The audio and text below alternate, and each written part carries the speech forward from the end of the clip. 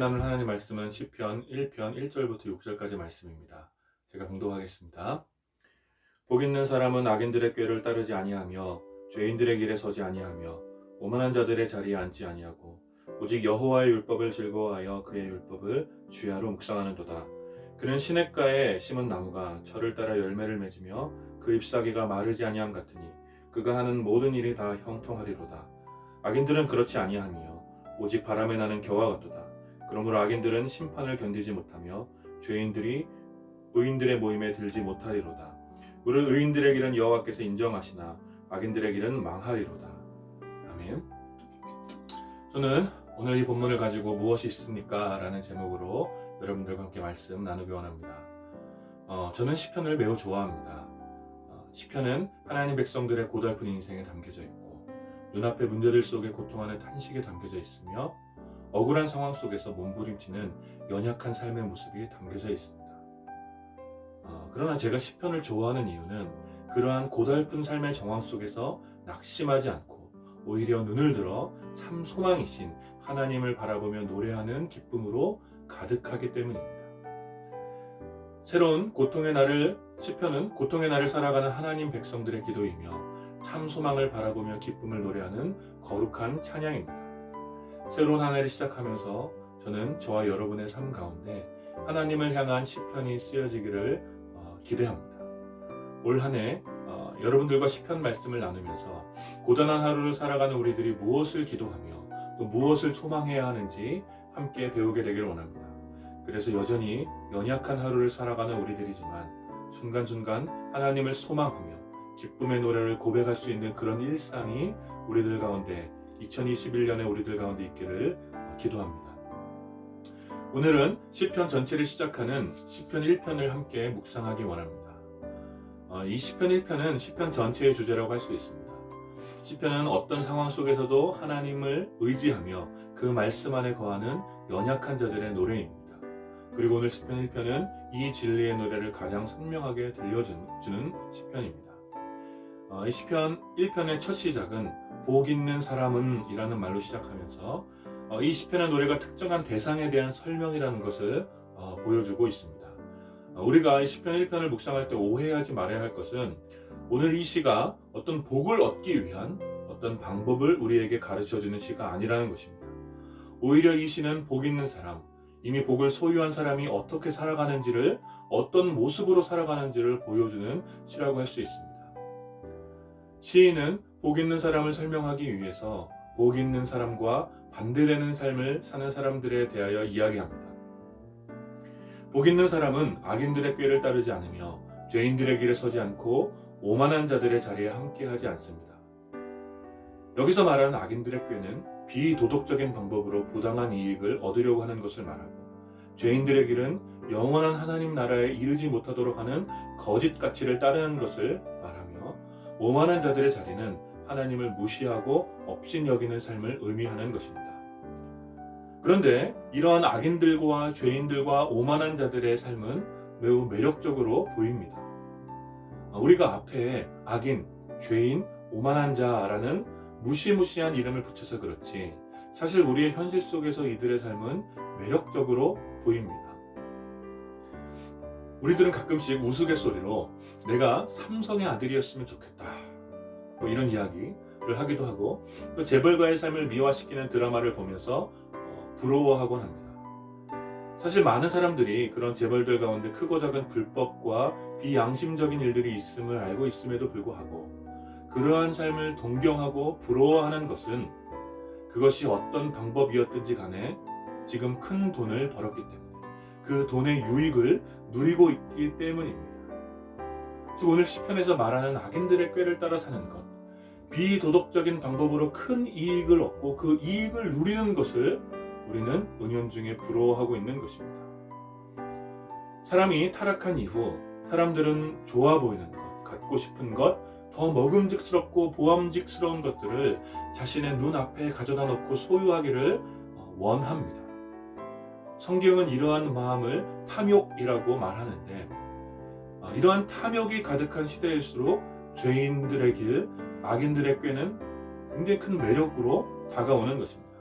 어떤 규범이나 도덕이나 진리와 같은 눈에 보이지 않는 것들을 시원하게 포기하고 눈앞에 보이는 것, 더 좋아 보이는 것, 갖고 싶은 것들을 마음껏 갖는 삶, 마음껏 누리는 삶이 여러분 얼마나 매력적입니까?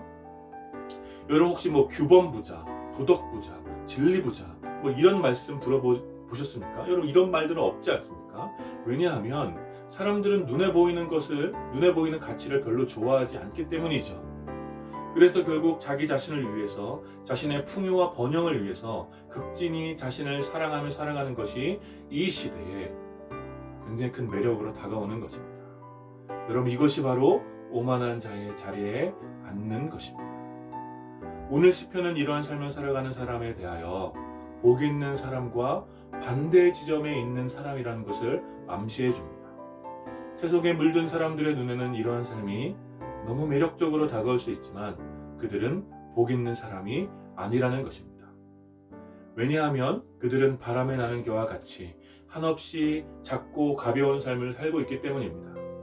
그들이 지금 자신의 눈앞에 가져다 놓고 행복이라고 말하는 것들은 실상 먼지와 같이 가벼운 것들이죠.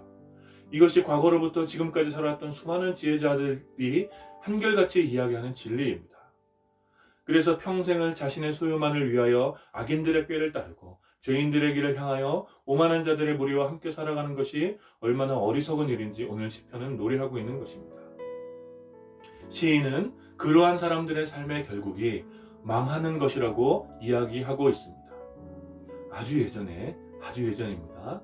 개그 프로에 시커먼스라는 팀이 있었습니다. 여러분 알고 계십니까? 시커먼스. 그 팀의 노래 중에 이 노래를 하면서 개그를 하는 팀인데 그 팀의 노래 중에 이런 노래가 있습니다. 망했다, 망했어, 망했다, 망했다, 망했어. 뭐 이런 부분이 있는데 아마 그 노래의 원조는 오늘 시편일 것이라고 저는 생각합니다. 그래서 시인은 그러한 사람들의 삶이 망했다라는 것을 보여주면서 이제 다시 망하는 삶이 아니라 복 있는 사람의 삶을 보여주는 것입니다.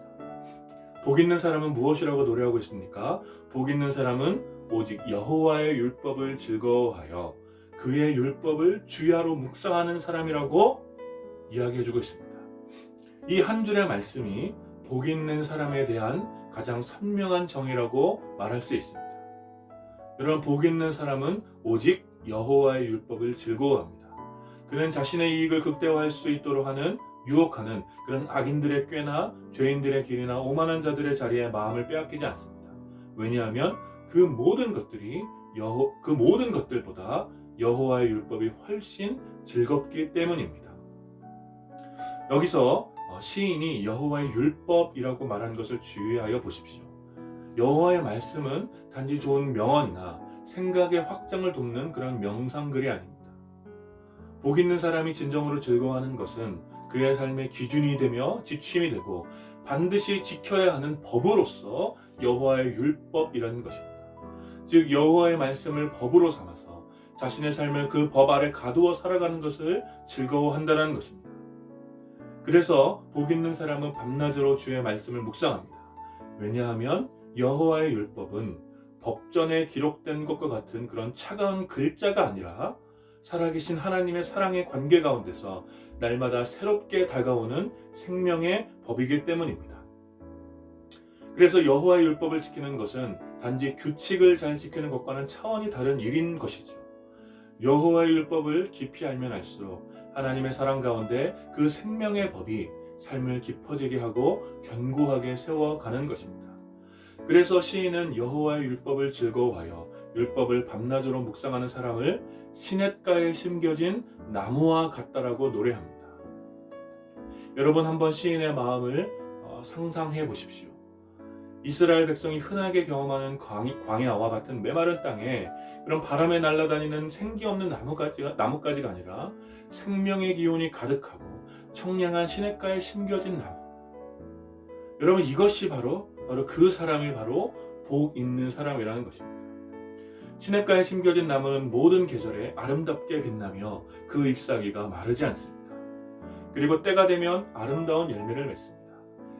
자신의 탐욕에 눈이 멀어서 보암직스럽고 먹음직스러운 그 열매를 따서 자신의 눈앞에 가져와 소유하려는 그런 악인들은 절대 경험할 수 없는 세계가 시냇가에 심겨진 나무와 같은 복 있는 사람에게는 나타나는 것입니다.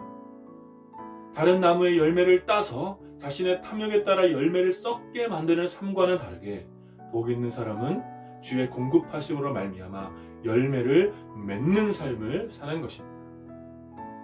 악인들의 꾀는 열매를 따서 소유하는 방식으로 우리를 유혹하지만 여호와의 말씀은 우리가 열매 맺을 수 있도록 생명의 근원이신 하나님의 땅 위에 우리 삶이 심겨지게 하는 것입니다. 여러분들은 여러분들이 생각할 때 무엇이 진정한 복 같습니까? 그래서 끝내 여호와의 율법을 즐거워하는 복 있는 사람은 모든 일이 형통하다라고 오늘 성경은 이야기하는 것입니다.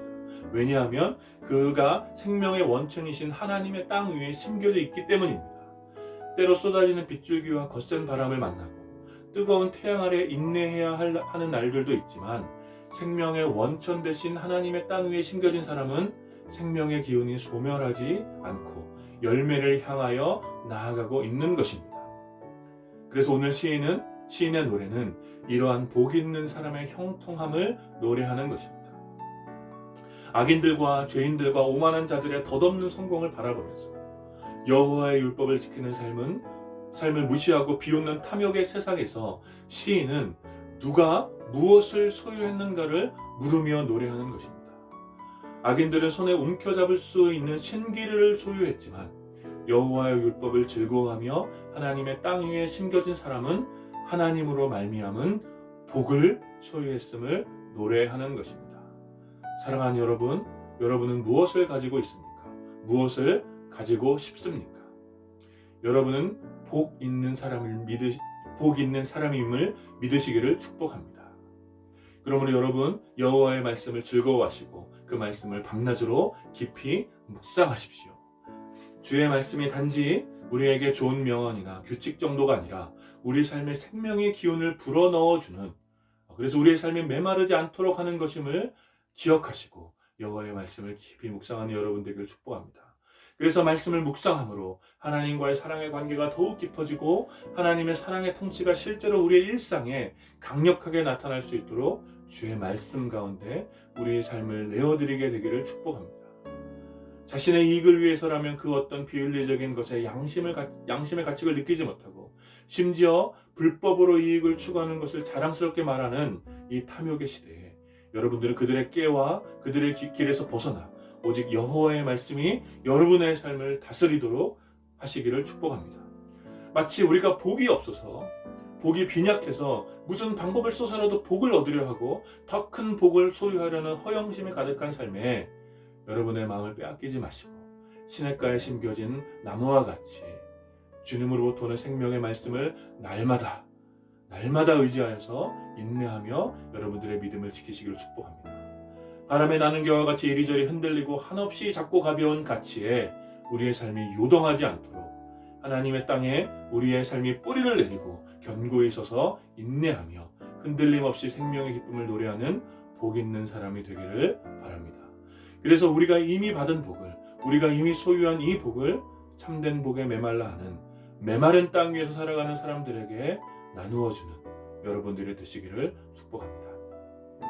사랑하는 여러분, 새롭게 시작하는 2021년 무엇보다 주의 말씀을 깊이 사랑하고 묵상하는 여러분들이 되기를 축원합니다. 말씀을 즐거이 묵상함으로 시냇가에 심겨진 나무와 같이 생명의 기운이 가득한 삶을 사시는 여러분들이 되시기를 축복합니다. 그래서 여러분이 푸른 의의 나무가 되어 수많은 이웃들에게 복의 근원이 되신 하나님을 노래하는 새로운 시편이 여러분들의 일상 속에 쓰여지게 되기를 간절히 기대하며 축원합니다.